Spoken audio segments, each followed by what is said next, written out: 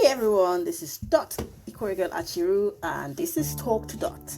I'm going to be going through a series on the whole royal family quit that's going on at the moment, where Prince Harry and Meghan, Duchess of Sussex, have decided to quit the royal family and move to America.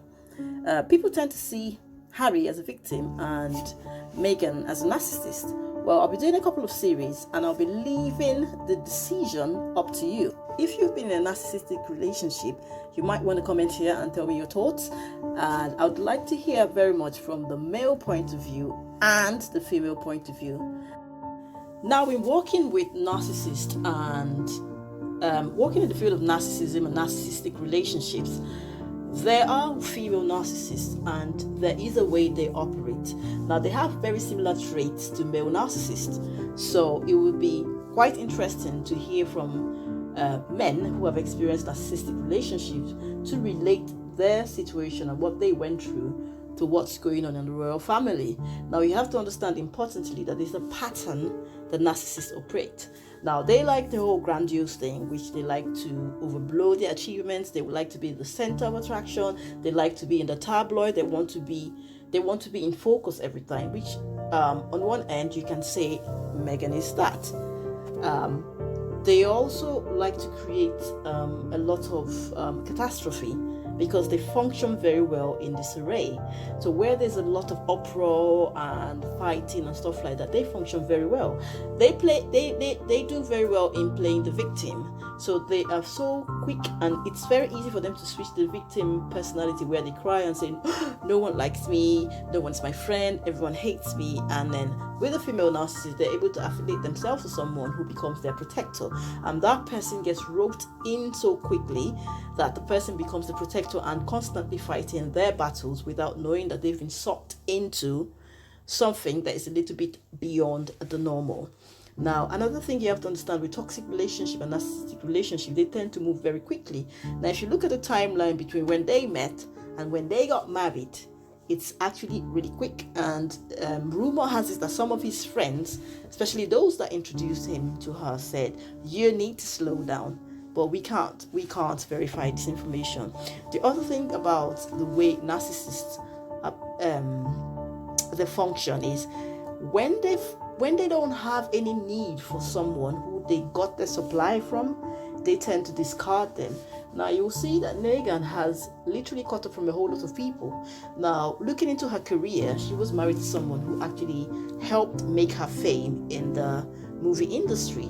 But when she seemed to get to her peak, she sort of like ended the marriage, which seemed in the eyes of a lot of people a perfect relationship, even though there are other stories that have come out of it. But is it possible that they got to the point where she didn't need him anymore, so she discarded, which is something that is very common with narcissists? Look at her family as well. Like, she was very close to her father, there's lots of pictures of them growing up and all that, and then all of a sudden, just like that, he's gone. Like, he literally doesn't exist in the picture. Her family and the rest of them, they don't really exist in her picture. Now, being married to Harry, we can see that he's changed a lot, but I can't actually say that she made him change or he decided to change. So that's not for me to say. Also, you can see that they left and they moved to their own palace and their own environment.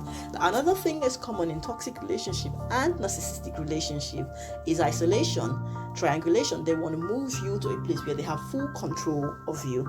So limiting the contacts you have with your support system, like your family, your friends, your workmates, and putting you in a place where it's like an island.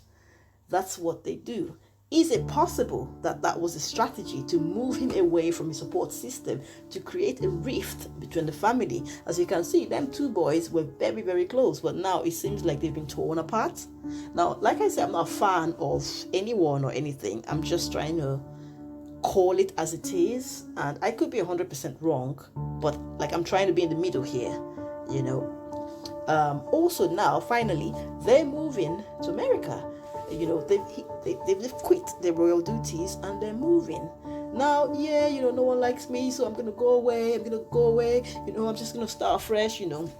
And it's such a narcissistic relationship, especially from the female point of view, where the man is seen as the protector because that's what he believes he's doing, protecting his little fragile wife. He will do anything to fight for her. But on the other side, and this is where I draw a twist, now it is so easy for everyone to see these trends and say, oh yeah, she fits into a proper narcissist. In fact, she is narcissism defined. But how about she is the victim? How about she's taking the heat for something he's doing? How about on a third scenario, they're just one and the same sort of people? You understand? Two peas in a pod. You be the judge. If you've been through a narcissistic relationship, I'd like to hear your views on this matter. Do you think Meghan Markle is a victim? Do you think she's a narcissist and Harry's the victim? Or do you think they're just the same? Stay tuned and don't forget to subscribe. So, now that you've heard it, it would be interesting to know what your thoughts are. Leave a comment and let us know your experience in the comments below. Don't forget to subscribe and hit the bell button so you can be notified. Bring things here and there, but I'll leave it up to you to decide what is really going on